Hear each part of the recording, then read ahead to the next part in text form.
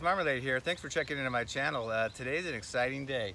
It's my very first Q&A video, and it'll be a series every Tuesday for a while, at least till I thru hike next year. It's a place where you can feel safe to ask questions, and I don't know everything. I know a lot of things, especially after doing a considerable amount on my thru hike this year, but if I don't know, I'll find out the answers for you as best as possible.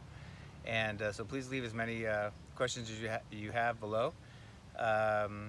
My background, if you haven't watched me before, or even if you have, is I attempted my thru hike this year. I started on March 26th at the Mexican-California border.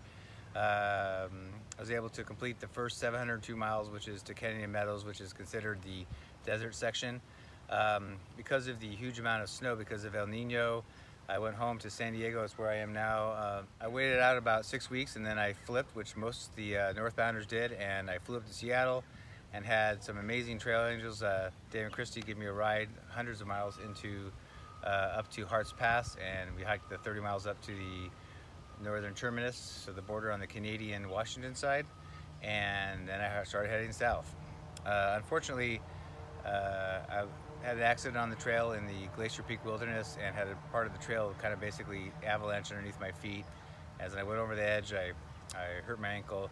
I hiked another 75 miles out of there to get to civilization, and found out later, after it just was persisting and not getting better, that it was actually broken. So that's why I'm home now. I did 903 miles of the possible 2,650. So I have 1,747 miles left for next year. So of course I want to be out there, but it's kind of in a way exciting to have a part of a thru hike next year too. So I learned a ton on this hike, let me just say that. My background, if you were to watch my channel before the thru hike, I had over 100 videos already posted, almost all of them section hiking on the PCT, because I live an hour and a half from the desert section. And I started videoing a couple years ago just to practice with my editing skills, in case I did do a thru hike. And so I have a lot of experience. I tested out a lot of gear and really felt I was very knowledgeable. I also hiked myself into shape, and I had a lot of failure of gear.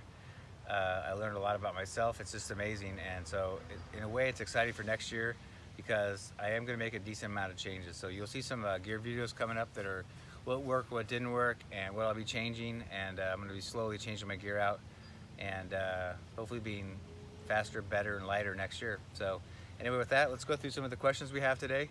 And I think I have 7 questions for us, so let's go through it now. First question is from Terry Savini, and she asked, how did I keep the production of my videos from taking away from the enjoyment of my hike? That is a very good question. I kind of knew what it was going to be like, but you really don't know what it's going to be like until you actually do it. I've been doing videos, as I said, for a very long time.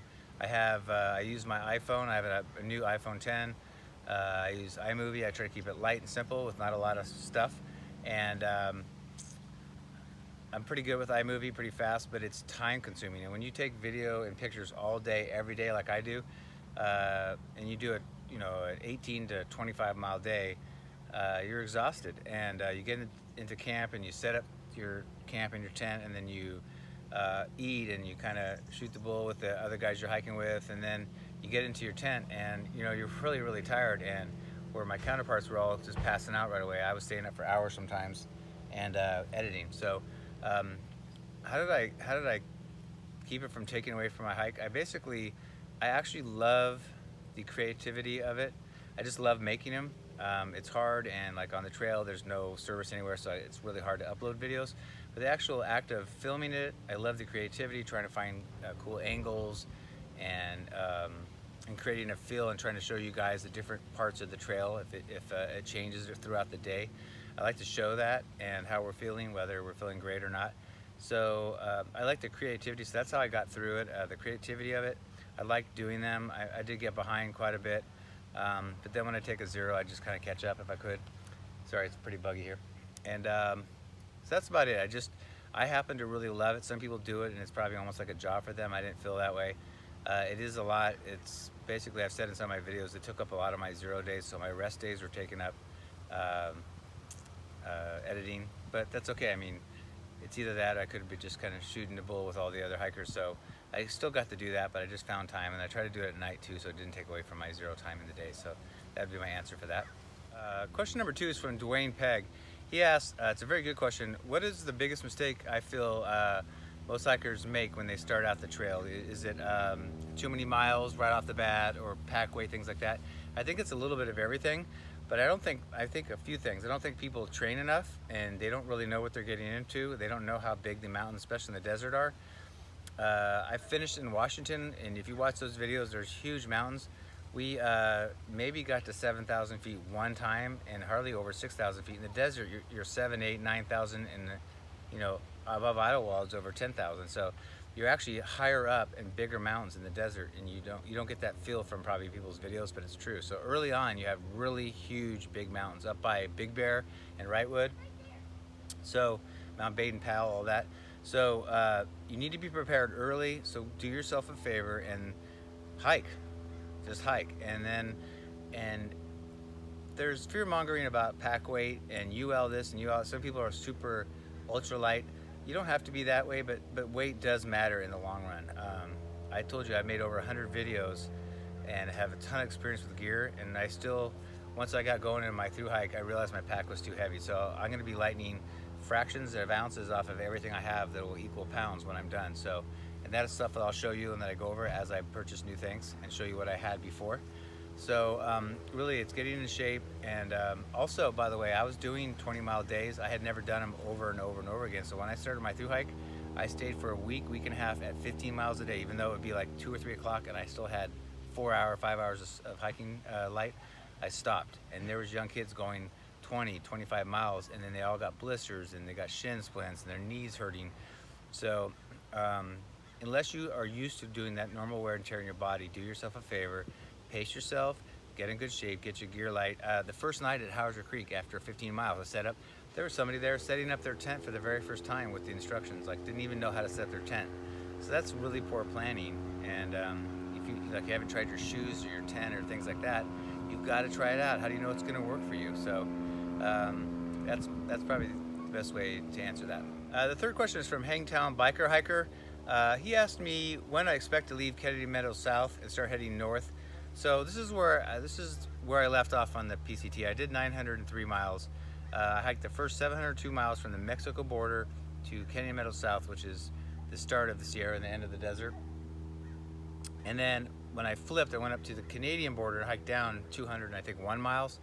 So what's great is I have one continuous chunk of over 1,700 miles to do. So, and to answer your question, I don't know.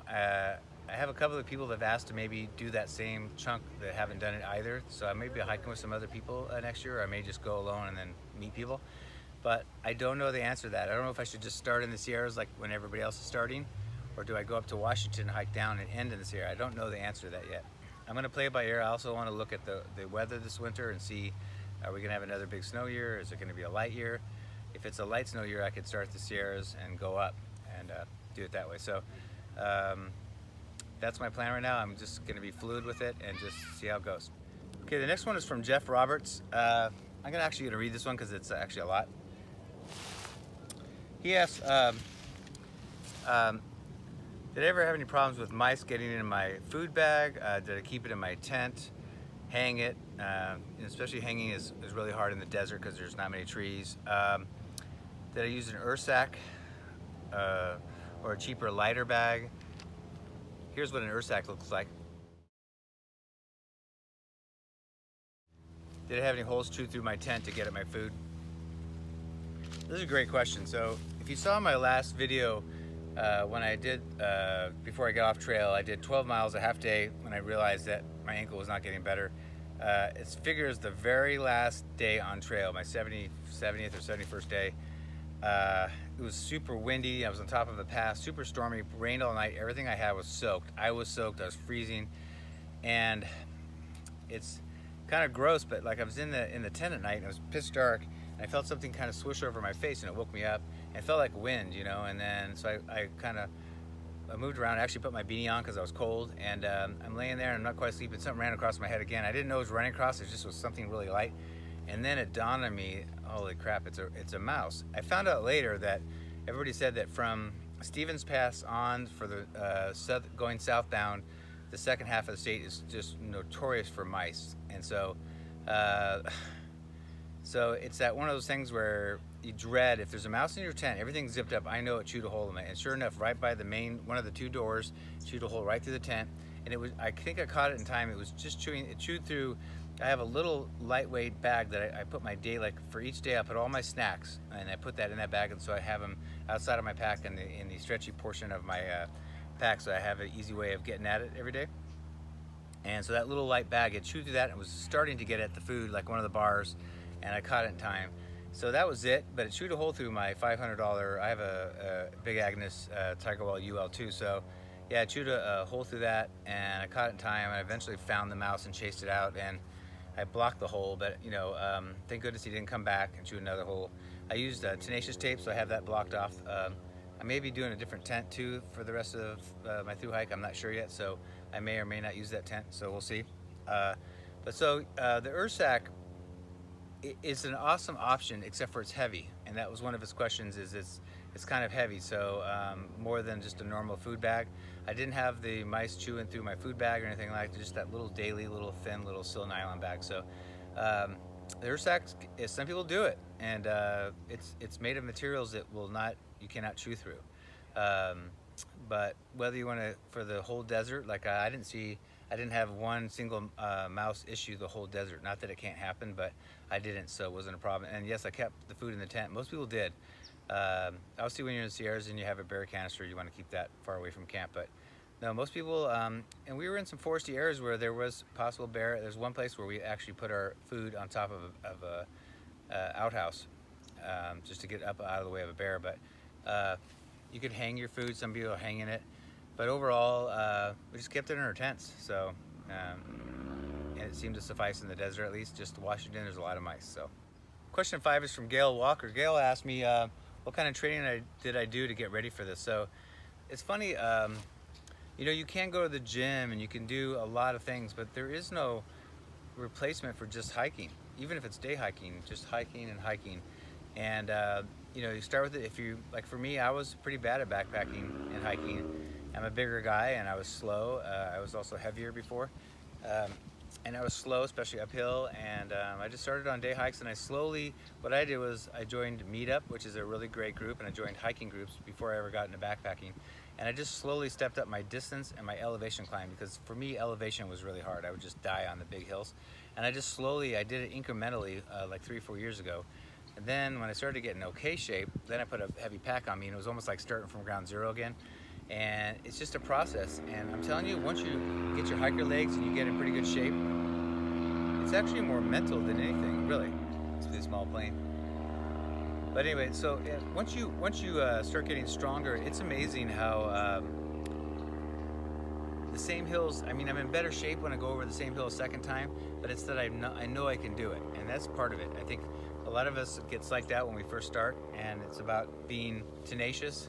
And I just kept going. I was always one of the slowest ones in our hiking groups and backpacking groups, but I slowly caught up, or took less time. And for me, I started going on more and more hikes by myself, because I felt like sometimes I was maybe holding up the group or running behind or trying to catch up. And especially with me videoing and photography and that kind of stuff, if I stopped, the group would just leave me in the dust. So I started going by myself a lot. I wasn't in any rush. I did my own timetable. I would hike fast when I wanted to and stop when I wanted to. So I did a lot of that on the PCT and section hiking. So like, I guess to answer the question is, there is no substitute, but just hike a lot. I mean, you can get on the treadmill at the gym and stuff, but it doesn't simulate going up and down and all the uneven surfaces you walk on, and training all those muscles and putting the weight on your back. So that would be my suggestion. Question number 6 is from Thrifty Endurance. Thrifty asked if I'm planning on going for the Triple Crown. So I said before I even started the trail, that would be my goal if I finished the PCT. I've got to finish the PCT first. It's kind of weird when you're a hiker. If you go on the Facebook PCT groups, there's a lot of debate on whether, if like in my case, I do half of it this year and half next year, is that a through hike? My thing is that whatever you call it, I want to do every single mile and say I've done the PCT. Now, if you guys go through that whole 2,650 miles, you're probably going to say you through hiked it. Now, it's just splitting hairs whether, you know, obviously the hardest thing you can do is to do it all in 1 year, and that's what my plan was. There's a lot of people that are not going to finish it this year because of the weather and the snow. And so if they come back and finish next year, you know, I don't know what to say about that. It's my own personal opinion. It doesn't matter what anybody else thinks, and it's the same with you guys. If you do it over 2 years, and then you can say you through hiked it. If I can get this trail done, which I plan on doing next year, barring injury, then I'll definitely think about doing the AT and the CDT. I mean, I love doing it anyway, but it's kind of cool to even have another two more trails, long trails to do. So yeah, I would definitely say yes, I would go for it. The seventh and last question is from Barbara Blanchard. She asked, what do I use to video on trail? And I've shown it a little bit, I think, but I just use my iPhone 10 and I edit with iMovie. And I'm gonna show you some pictures because I'm using the tripod right now, but I use this tripod with an iPhone attachment. And then I also use this stick pick that goes on my trekking pole that you see whenever I do my morning, good morning, kind of little monologue in the morning. I use that. It's also great. I like because I have long arms and my pole's long. I can hold that really far from me. And sometimes, even if I'm not talking, I can have it facing me and show the amazing view behind me. And when you hold it in your hand, it's so close to your face kind of fills up the screen.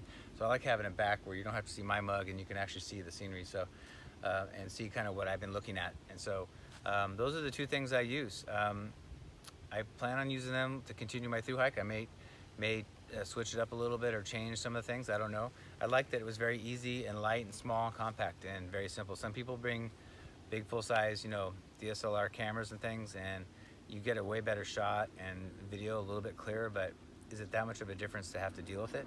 I don't know. So that's one more thing to charge up. So, all right guys, that about wraps it up for my very first Q&A video. How exciting. I'm stoked. We're gonna have this every Tuesday, so make sure you tune in every Tuesday. Make sure you leave lots of questions for me for future videos, and I'll give you credit if I read your question. And if you haven't subscribed already, please subscribe. Really would appreciate it. And also, I just started a Patreon page. It's a place, click on and check it out. It's a place where you can actually support us for even as low as $1 a month. And that'll help me get out there and produce more videos and more hikes and do more adventures. That would really help me out. I just started it. I'll try to put it, the link at the very end of this video, or it'll be in the comments below. So if you want, just check that out. You can do it as low as $1 a month. So anyway, thanks again, and we'll see you down the trail.